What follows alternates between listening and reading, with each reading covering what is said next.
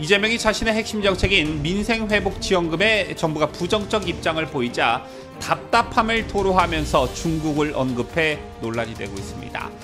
중국 상하이에서도 소비 촉진을 위해 쿠폰을 발행하는데 왜 우리는 하지 않느냐라는 것인데요. 과거 친중 발언으로 비판을 받은 이재명이 중국 현지에서도 부정적 여론이 있는 소비 쿠폰을 거론하자 비판 여론이 빗발치고 있습니다.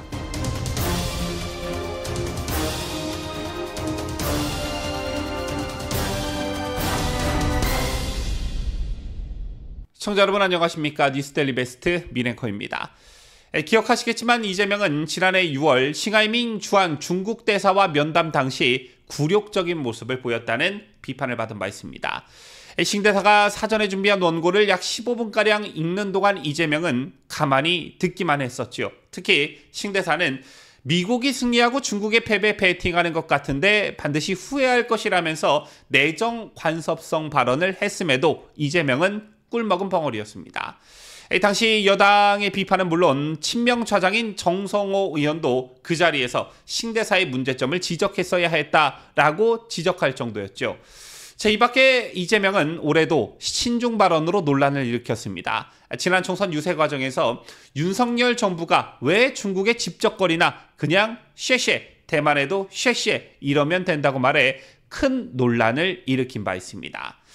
대놓고 중국에 대한 굴종인식을 드러낸 것인데 마치 중화 사상에 심취한 중국 사람 같다는 말까지 나왔습니다.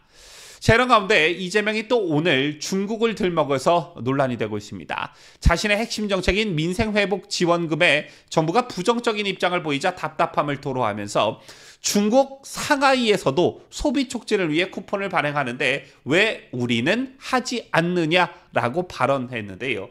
중국이 하면 우리도 꼭 해야 하는 것인지 중화 사상에 심취해 있는 이재명 아니랄까봐 기대를 저버리지 않는 모습입니다.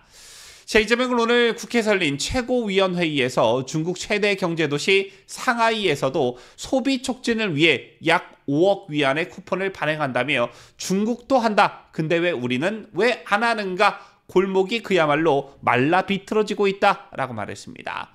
말의 뉘앙스가 꼭 중국이 하면 우리도 해야 한다 이렇게 받아들여지기 십상인데요. 앞서 중국 상하이 발전개혁위원회는 서비스 소비 쿠폰 발행 방안을 심의 후 통과시킨 바 있습니다.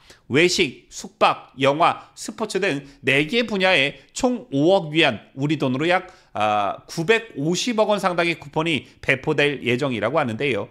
소비를 진작하고자 상하이시가 내놓은 극약 처방이라고 하는데 최근 중국 내 소비 침체 움직임과 맞물리면서 베이징 등 다른 시로도 확대할 수 있다는 전망도 나오고 있습니다.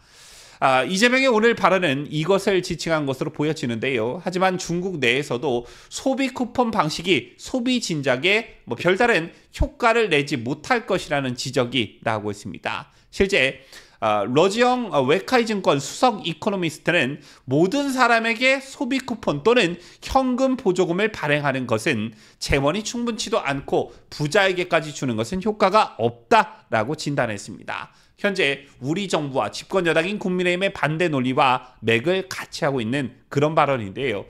그럼에도 불구하고 제1야당 대표라는 사람이 마치 이게 중국에서 엄청나게 큰 효과를 거두고 있고 따라서 중국이 하면 우리도 꼭 해야 하는 것처럼 말했으니 논란이 일지 않을 수 있겠냐는 것입니다. 제밖에도 오늘 김부겸 전 총리가 이재명을 비판하고 나서 화제가 되고 있습니다.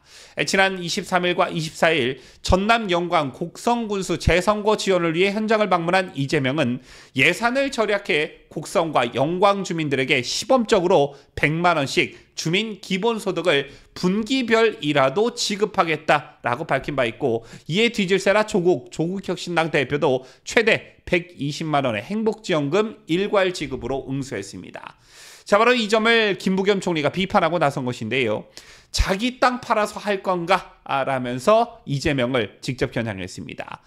군수 후보들은 당장 당선된 다음 날부터 바로 그 지역의 살림을 맡아야 살아야 하는데 군 단위 예산이라 봤자 5천억 원 내외일 텐데 전부 그런 식으로 선심 쓰고 나면 예정됐던 각종 사업은 다 안 해도 되는 거냐라는 것입니다. 무책임하기 짝이 없는 그런 발언이라는 것인데요. 김 전 총리는 또 국회 본회의 재표결에서 부결된 25만 원 지원법 등에 대해서도 솔직하게 말하면 예산은 이미 다 짜져 있는데 이 돈을 어디서 충당하냐, 사업을 줄이든지 국가 빚인 채권을 발행해야 되지 않는가라며 이는 다음 세대들한테 부담을 넘기는 것으로 부모인 우리 세대로서는 참 염치 없는 일이라고 일갈했습니다. 개인적으로 김부겸 전 총리를 좋아하지는 않지만 그래도 야당에 이런 말 하는 사람 한 명쯤은 있어야 한다는 점에서 김 전 총리의 발언을 높이 사고 싶은데요. 자, 언론에 잘 보도가 되지 않아서 그렇지 다음 달로 예정된 전남 보궐선거 선거운동 현장은 그야말로 1950, 60년대 수준을 벗어나지 못하고 있습니다. 민주당과 조국혁신당의 경쟁이 과열되자 이른바 매표형 공약이 판을 치고 있고 심지어 현금 살표형 공약으로 유권자들을 정말 홀리고 있는데요. 앞서 잠깐 말씀을 드렸습니다만 전남 영광과 곡성을 연이어 찾아간 이재명, 연간 100만 원의 기본소득을 약속했습니다. 아시다시피 기본소득은 이재명의 대표 정책이죠. 2022년 대선에서 기본소득 공약과 지난 총선에 25만 원 민생회복 지원 이런 것들이 모두 같은 맥락이었고 2021년 경기도지사 재직 시절 경기도민 재난 기본소득 지급도 마찬가지였습니다. 자, 그런데 그 효과는 거의 없거나 다른 부작용이 심했다는 게 이미 입증이 됐습니다. 특히나 30만 원, 50만 원, 100만 원 이런 식으로 순간 달콤함에 중독돼 지속적으로 돈을 주길 바라는 마음이 생기고 이게 계속되다 보면 결국 부작용이 터지기 마련이라는 것입니다. 특히나 이재명이 이런 공약을 내걸은 전남 영광의 경우 통계청의 재정자립도 조사에서 229개 기초자치단체 중 163위였고 곡성 역시 172위였습니다.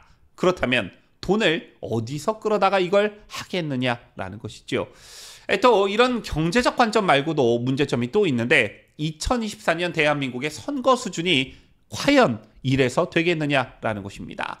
1950년대 국민들에게 당시 귀했던 고무신을 주면서 투표해 달라던 정치인들과 100만 원 줄 테니 뽑아달라는 현재의 정치인들이 대체 무슨 차이가 있겠느냐는 지적이 여권에서 나오고 있습니다. 자, 개인적으로 저는 국민 수준을 뭘로 알고 저런 식의 선거를 치르나 분노가 치미는데 전남 영광 곡성 주민들은 어떤 생각들을 갖고 계신지 묻고 싶습니다. 지금까지 저는 자유대한민국을 소화하는 뉴스데일리 베스트 민앵커였습니다.